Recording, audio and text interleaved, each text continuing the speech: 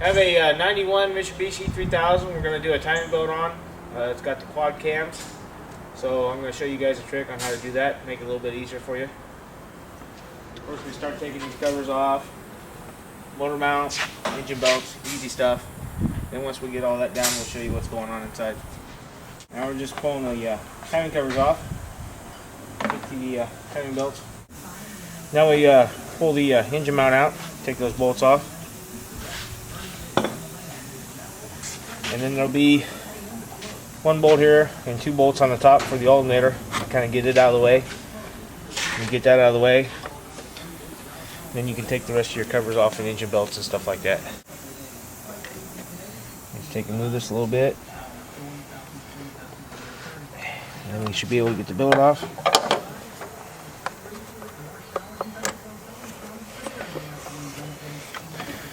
Then we have to do the other one from underneath. Okay, there's two bolts over here if you can't see them behind the alternator for this engine mount. And you have to take those two bolts out. They just go straight in like that. And then there's three bolts over here. You'll see those. Those are out. Just slide her off after that. You have to take this idler off to get these covers off. Just two bolts. Real simple.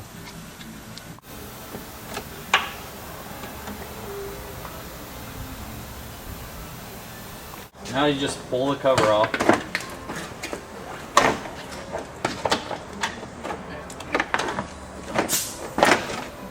Alright, now I'm going to take the balancer bolt out so we can get the balancer off of it.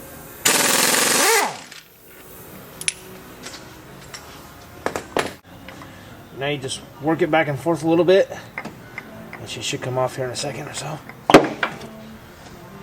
Just like that. Okay, now we're lowering the car down onto a jack stand. Raise the motor up a little bit. Be careful with the oil pan.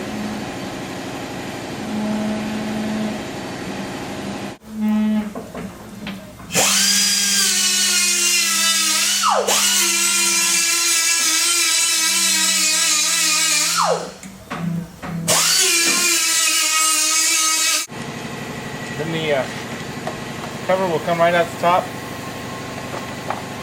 What you do if you don't have a new tensioner, we have a new one, we're going to replace it. But if you're not going to replace it, before you pull the tensioner off, before you take the belt off, you slide a little pin in there just to keep it from moving out.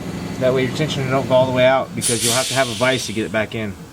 And always put it on top dead center before you pull the timing belt off, and check your marks. That way you know you're dead on when you go back on.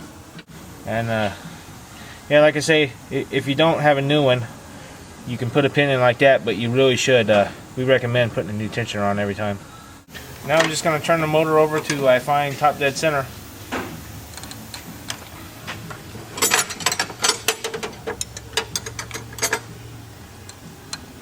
You want to go slow. You don't want to break a bolt or anything.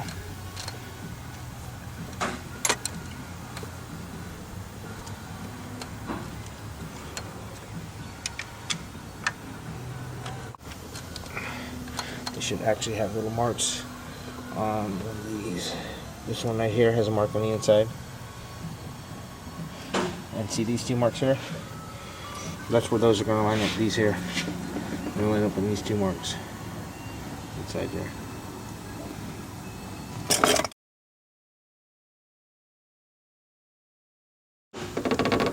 Okay, playing pretty good there. Yeah.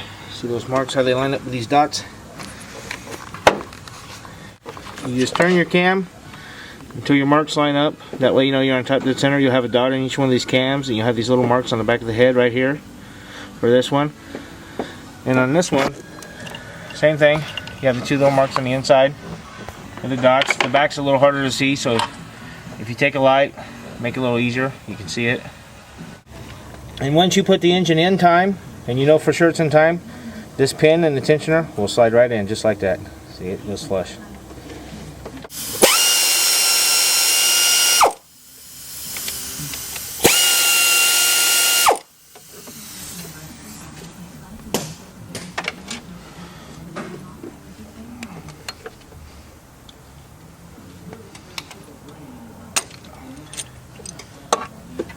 Okay, when you pull your belt off, your cams may turn back and forth either way, but they're not going to turn very far, so you just turn them back to where they are.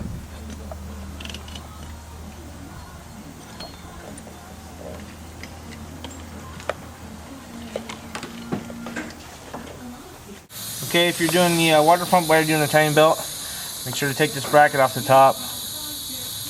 I usually take the whole bracket off just to make it easier with more room. It's just one extra bolt. Then you have the whole bracket out of your way. Okay, so when you take the pump off, you're going to have to take the whole thing out because there's a bolt in the back going through the housing, and it keeps that front in line with it.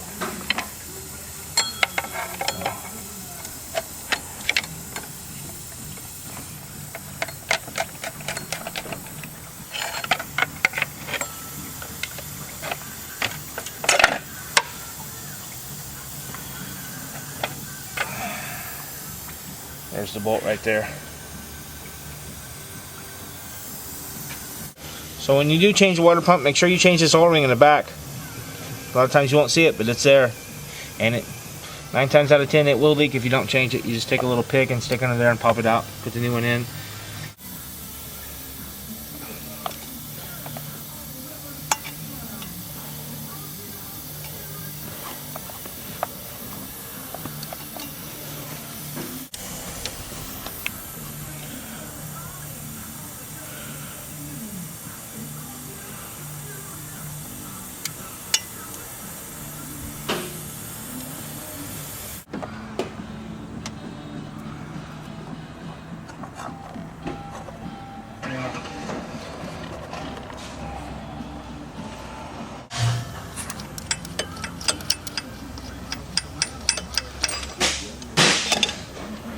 I'm removing the tensioner right now, and the adjuster. So you want to kind of put it back in the same spot just like it was. It was just like this. That way when you do adjust it, you're pretty close already. You don't have to worry about it.